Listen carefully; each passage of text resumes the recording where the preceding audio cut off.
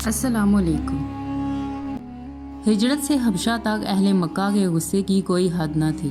آپ صلی اللہ علیہ وسلم کو توہین، ذاتی تشدد اور سخت ترین ظلم اور ستم کا نشانہ بنایا گیا، اور ان کے مذہب تبدیل کرنے والوں کو سب سے زیادہ ظالم، ستم اور تشدد کا نشانہ بنایا گیا۔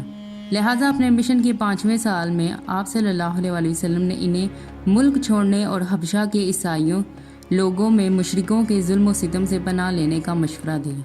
آپ صلی اللہ علیہ وسلم اور چند باہمت پیروکار مکہ مکرمہ میں رہے اور بے حساب مصائب اور ظلم و ستم سہے، لیکن پھر بھی ان کی تعداد میں اضافہ ہوتا رہا۔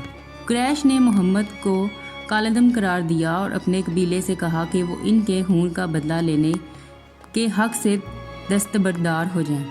متکبر قبیلوں نے اہل مکہ کے کہنے پر حق سے دستبردار ہونے سے انکار کر دیا، جس پر انہوں نے ان کا بائیکاٹ کر دیا۔ 3 سال بعد پابندی ہٹا دی گئی۔ 1 سال بعد آپ صلی اللہ علیہ وسلم نے اپنے چچا ابو طالب اور اپنی بیوی ختیجہ کو کھو دیا۔ ابو طالب کی موت نے مکہ والوں کے تشدد کے آخری جانچ کو ختم کر دیا۔ ظلم و ستم میں مزید اضافہ ہوتا گیا اور آپ صلی اللہ علیہ وسلم نے پڑوسی شہر طائف میں پناہ لی۔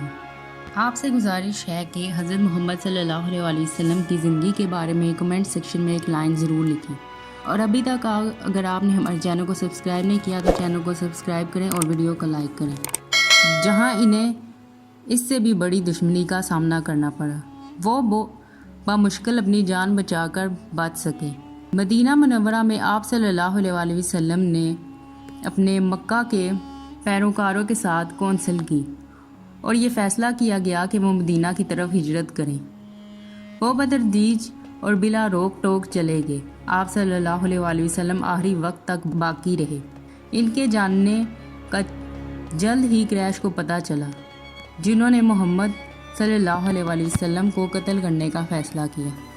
اس سے پہلے کہ وہ بھی فرار ہو جائے، چنانچہ انہوں نے قرار ڈال کر 40 آدمیوں کا انتخاب کیا، ہر قبیلہ سے ایک، جنہوں نے آپ صلی اللہ علیہ وسلم کو قتل کرنے کی پختہ قسم کھائی تھی۔ انہیں بیک وقت حملہ کرنا تھا تاکہ قتل کا بدلہ کسی ایک قبیلے سے نہ لیا جا سکے، لیکن جس رات وہ اسے قتل کرنے والے تھے، آپ صلی اللہ علیہ وسلم ابو بکر صدیق کے ساتھ مکہ سے چلے گئے۔ آپ صلی اللہ علیہ وسلم اب تبلیغ کے لیے آزاد تھے اور ان کے پیروکاروں میں تیزی سے اضافہ ہوتا گیا۔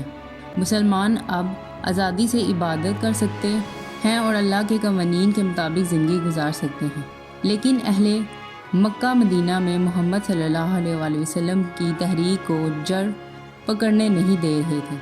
انہوں نے شہر کے خلاف 3 عظیم مہمات کا اہتمام کیا، لیکن سب کو پیچھے چھوڑ دیا گیا۔ بالآخر مکہ والوں اور مسلمانوں نے صلح کو برقرار رکھنے اور فریق ثالث کے ساتھ اپنے تنازعات میں غیر جانبداری کو برقرار رکھنے کے لیے معاہدہ حدیبیہ پر اتفاق کیا۔ اس معاہدے کے مطابق مسلمانوں کو اسی سال حج کیے بغیر مدینہ واپس جانا تھا، لیکن وہ اگلے سال جب قریش 3 دن کے لیے شہر کو خالی کر دیں گے تو وہ ایسا کرنے کے لیے آ سکتے تھے۔ 8 ہجری تک مسلمانوں نے اس جنگ کو مکہ پر خون کے بغیر قتل حاصل کر کے ختم کرنے میں کامیاب ہوئے تھے، جب مکہ والوں نے اپنے معاہدے کی شرائط کی خلاف ورزی کی تھی۔ مکہ کے لوگ، جنہوں نے 21 سال تک آپ صلی اللہ علیہ وسلم اور ان کے پیروکاروں پر انت تک ظلم کیا تھا، ان سے سخت انتقام کی توقع تھی، لیکن ان کی شکست کی گھڑی میں ان کے ساتھ سب سے بڑا سلوک کیا گیا۔ جاؤ تم آزاد ہو، وہ الفاظ تھے جن کے ساتھ آپ صلی اللہ علیہ وسلم نے انہیں عام معافی دی تھی۔ نبی کریم صلی اللہ علیہ وسلم نے کعبہ کے اندر اور اس کے ارد گرد موجود تمام بتوں کو یہ کہتے ہوئے ہٹا دیا کہ حق آ گیا اور باطل مٹ گیا، اور اس قدیم حرم میں مسلمانوں کی اذان سنی گئی۔ آپ صلی اللہ علیہ وسلم ایک حاجی کے طور پر مکہ مکرمہ گئے اور انہوں نے محسوس کیا کہ یہ آخری بار ہے، کیونکہ وہاں ان پر جو وحی نازل ہوئی اس میں یہ آیت شامل تھی: آج میں نے تمہارے لیے تمہارا دین مکمل کر دیا۔ سورہ المائدہ آیت نمبر 3۔ واپسی پر مدینہ منورہ میں بخار میں مبتلا ہو گئے۔ یہ 15 دن تک جاری رہا، لیکن وہ اپنی وفات سے 3 دن پہلے تک نماز کی امامت کرتے رہے۔ جب انہوں نے حضرت ابو بکر صدیق کو موصول کیا، اپنی ضمینی زندگی کے آخری دن صبح سویرے آپ صلی اللہ علیہ وسلم مسجد کے ساتھ والے کمرے میں باہر آئے اور عوامی نماز میں شامل ہوئے، لیکن بعد میں دن میں ان کا انتقال ہو گیا۔ اختتام پرامن طریقے سے ہوا۔ جنت میں عفو و درگزر اور نیک لوگوں کی صحبت میں پیغمبر اسلام نے 63 سال کی عمر میں 11 ہجری کو آخری سانس لی۔ آپ صلی اللہ علیہ وسلم کی وفات کے بعد آپ کے پیروکاروں نے ایمانداری کے ساتھ اسلام کا پیغام پہنچایا۔ 90 سال بعد اسلام کی روشنی اسپین، شمالی افریقہ، چین اور ہندوستان تک پہنچی۔ اس طرح کی اسلامی ویڈیوز دیکھنے کے لیے ہمارے چینل کو سبسکرائب کریں اور کمنٹ سیکشن میں ہمیں بتائیں کہ آپ کس طرح کی ویڈیوز دیکھنا چاہتے ہیں۔ جزاک اللہ الخیر۔